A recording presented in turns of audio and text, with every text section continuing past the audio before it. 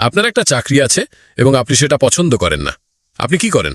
আপনি এটা নিয়ে অভিযোগ করছেন, তাই না? অথবা আপনি ছেড়ে দেন এবং তারপর আপনি মুক্ত হন। কিন্তু এই স্বাধীনতা কি আদৌ কাম্য? আমি বলতে চাচ্ছি, অবশ্যই। যখন আপনি সেই কাজটি করছিলেন তখন আপনার দায়িত্ব ছিল। আপনাকে সময় মতো উপস্থিত হতে হবে, আর দেরি করতে পারলেন না। আপনাকে নিয়ম মেনে চলতে হবে। আপনার ঘাড়ে সব সময় নিঃশ্বাস ফেলতেন একজন বস।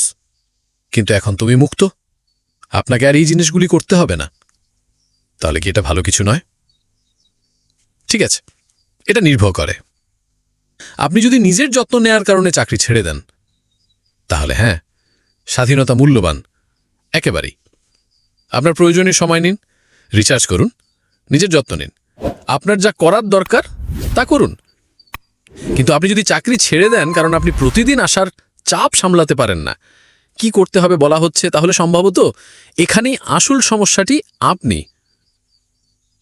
হয়তো আপনি কাজটি করতে ইচ্ছুক নন, হয়তো আপনি নিয়ম মেনে চলতে রাজি নন, হয়তো আপনি আপনার বসের কথা শুনতে চান না। আপনি যদি চাকরি সামলাতে না পারেন, তাহলে সম্ভবত এখানে আসল সমস্যা হলো আপনি এই পৃথিবীর জন্য উপযুক্ত নন।